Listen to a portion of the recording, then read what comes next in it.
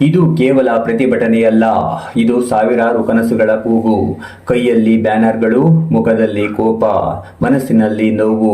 ಧಾರವಾಡದ ಬೀದಿಗಳಲ್ಲಿ ನಿಂತಿರುವ ಪ್ರತಿಯೊಬ್ಬ ಯುವಕನ ಹೃದಯದಲ್ಲಿ ಒಂದೇ ಪ್ರಶ್ನೆ: ನಮ್ಮ ಭವಿಷ್ಯ ಯಾವಾಗ?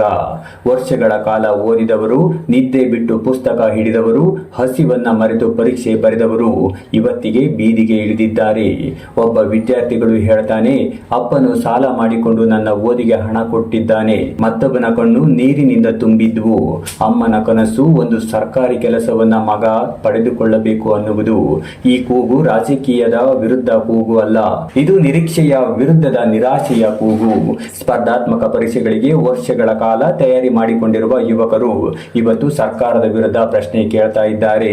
ಖಾಲಿ ಇರುವ ಹುದ್ದೆಗಳು ಯಾವಾಗ ಭರ್ತಿಯಾಗುತ್ತವೆ? ಆದರೆ ಈ ಹೋರಾಟದ ಹಿಂದೆ ಇನ್ನು ದೊಡ್ಡ ಕಥೆ ಇದೆ. ಒಂದು ಸಣ್ಣ ಬಾಡಿಗೆ ಕೊಠಡಿಯಲ್ಲಿ ಆರಂಭವಾಗುವ ಈ ಕಥೆ ಒಂದು ಟೀ ಕಪ್ ನಿಂದ ದಿನ ಆರಂಭವಾಗುವ ಕತೆ, ಒಂದು ದೊಡ್ಡ ಕನಸಿನ ಕತೆ. ಹೌದು ಸ್ನೇಹಿತರೆ, ಅವರ ಕೈಯಲ್ಲಿ ಬ್ಯಾನರ್ಗಳು, ಮುಖದಲ್ಲಿ ಕೋಪ, ಮನಸ್ಸಿನಲ್ಲಿ ನೋವು. ಒಂದೇ ಮಾತು: ಖಾಲಿ ಇರುವ ಸರ್ಕಾರಿ ಹುದ್ದೆಗಳನ್ನ ತಕ್ಷಣವೇ ಭರ್ತಿ ಮಾಡಬೇಕು ಅನ್ನುವುದು. ಸ್ಪರ್ಧಾತ್ಮಕ ಪರೀಕ್ಷೆಗಳಿಗೆ ವರ್ಷಗಳ ಕಾಲ ತಯಾರಿ ಮಾಡಿಕೊಂಡಿರುವ ಯುವಕರು ಸರ್ಕಾರದ ವಿರುದ್ಧ ಬೀದಿಗಿಳಿದಿದ್ದಾರೆ.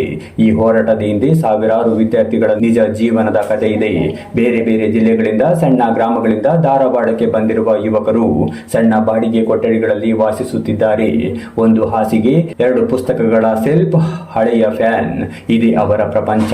ಬೆಳಿಗ್ಗೆ 5 ಗಂಟೆಗೆ ಎದ್ದು ಓದನ್ನ ಪ್ರಾರಂಭಿಸುತ್ತಾರೆ. ಕೆಲವರಿಗೆ ಉಪಹಾರವೂ ಸಿಗುವುದಿಲ್ಲ. ಒಂದು ಟೀ ಕುಡಿದು ದಿನ ಆರಂಭಿಸುತ್ತಾರೆ. ತಂದೆ ರೈತ, ತಾಯಿ ಕೂಲಿ ಕಾರ್ಮಿಕಳು. ಮನೆಯಿಂದ ಹೆಚ್ಚು ಹಣವನ್ನ ಕಳಿಸಲು ಸಾಧ್ಯವಿಲ್ಲದ ಪರಿಸ್ಥಿತಿ. ತಿಂಗಳ ಕೊನೆಯಲ್ಲಿ ಬಾಡಿಗೆ ಕಟ್ಟಲು ಹಣವಿಲ್ಲದ ಪರಿಸ್ಥಿತಿ. ಮನೆ ಮಾಲೀಕ ಬಾಗಿಲು ತಟ್ಟಿದಾಗ ಉತ್ತರವೇ ಸಿಗದ ಪರಿಸ್ಥಿತಿ. ಆದರೂ ಅವರ ಕನಸು ಮಾತ್ರ ದೊಡ್ಡದು: ಒಂದು ಸರ್ಕಾರಿ ಕೆಲಸವನ್ನ ಗಿಟ್ಟಿಸಿಕೊಳ್ಳಬೇಕು ಅನ್ನುವುದು. ಪುಸ್ತಕ ಖರೀದಿಸಲು ಹಣವಿಲ್ಲದ ವಿದ್ಯಾರ್ಥಿಗಳು ಲೈಬ್ರರಿಯಲ್ಲಿ ಗಂಟೆಗಳ ಕಾಲ ಕುಳಿತು ಓದುತ್ತಿರ್ತಾರೆ. ಕೆಲವರು ಸ್ಟಡಿ ರೂಮ್ನಲ್ಲಿ ಹಗಲು ರಾತ್ರಿ ಓದುತ್ತಾರೆ. ನಿದ್ದೆ ಕಡಿಮೆ, ಒತ್ತಡ ಹೆಚ್ಚು, ಆದರೆ ಆಸೆ ಮಾತ್ರ ಕಡಿಮೆಯಾಗುವುದಿಲ್ಲ. ಒಂದು ದಿನ ನಮ್ಮ ಹೆಸರೇ ನೇಮಕಾತಿ ಪಟ್ಟಿಯಲ್ಲಿ ಇರುತ್ತದೆ ಎನ್ನುವ ನಂಬಿಕೆ ಅವರನ್ನ ಮುಂದೆ ಕೊಂಡೊಯ್ಯುತ್ತದೆ. ಗ್ರಾಮಕ್ಕೆ ಹೋದಾಗ ಅಕ್ಕಪಕ್ಕದವರು ಕೇಳ್ತಾರೆ, ಇನ್ನು ಕೆಲಸ ಸಿಗ್ಲಿಲ್ವಾ? ಆ ಪ್ರಶ್ನೆಯಿಂದ ಹೃದಯಕ್ಕೆ ತುಂಬಾ ನೋವು ಉಂಟಾಗುತ್ತೆ. ಆದರೆ ತಾಯಿ ತಂದೆಯ ಕಣ್ಣಲ್ಲಿ ಇರುವ ನಿರೀಕ್ಷೆ ಅವರಿಗೆ ಮತ್ತೆ ಶಕ್ತಿಯನ್ನ ತುಂಬುತ್ತೆ. ಅಪ್ಪನ ಬೆವರು, ಅಮ್ಮನ ಕಷ್ಟ, ಇವೆಲ್ಲ ವ್ಯರ್ಥವಾಗಬಾರದು ಎನ್ನುವ ಅವರ ಸಂಕಲ್ಪ. ಇತ್ತ ಸರ್ಕಾರದ ಹೇಳಿಕೆ: ನೇಮಕಾತಿ ಪ್ರಕ್ರಿಯೆ ನಡೆಯುತ್ತಿದೆ, ಆಡಳಿತಾತ್ಮಕ ಕಾರಣಗಳಿಂದ ವಿಳಂಬವಾಗುತ್ತಿದೆ ಅನ್ನುವುದು. ವಿರೋಧ ಪಕ್ಷಗಳು ಸರ್ಕಾರವನ್ನ ಟೀಕಿಸುತ್ತಿವೆ. ರಾಜಕೀಯ ಆರೋಪ ಪ್ರತ್ಯಾರೋಪಗಳು ನಡೆಯುತ್ತಿವೆ. ಆದರೆ ವಿದ್ಯಾರ್ಥಿಗಳ ಪ್ರಶ್ನೆ ಒಂದೇ: ನಮ್ಮ ಭವಿಷ್ಯ ಯಾವಾಗ ಸುರಕ್ಷಿತವಾಗುತ್ತೆ ಅನ್ನುವುದು. ವರ್ಷಗಳ ಕಾಲ ಪರೀಕ್ಷೆ ಬರೆದು ಫಲಿತಾಂಶಕ್ಕಾಗಿ ಕಾಯುತ್ತಿರುವವರು ವಯೋಮಿತಿ ಮೀರುವ ಭಯದಲ್ಲಿ ಬದುಕುತ್ತಿದ್ದಾರೆ. ಕೆಲವರ ಮದುವೆ ಕನಸು ಮುಂದೂಡಲಾಗ್ತಾ ಇದೆ. ಕೆಲವರು ಕುಟುಂಬದ ಹೊಣೆ ಹೊತ್ತು ಓದನ್ನ ಮುಂದುವರಿಸುತ್ತಿದ್ದಾರೆ.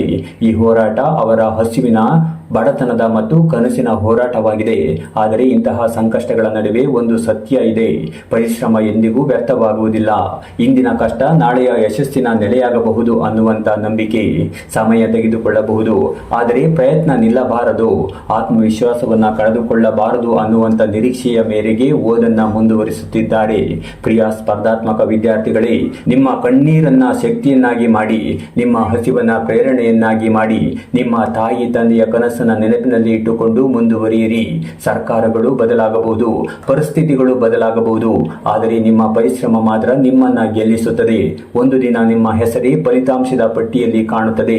ಆ ದಿನ ನಿಮ್ಮ ಕಷ್ಟ, ನಿಮ್ಮ ಹೋರಾಟ, ನಿಮ್ಮ ನೋವು ಎಲ್ಲವೂ ಯಶಸ್ಸಿನ ಕಥೆಯಾಗುತ್ತವೆ. ಹೋರಾಟ ಮುಂದುವರಿಸಿ, ನಂಬಿಕೆ ಉಳಿಸಿಕೊಳ್ಳಿ.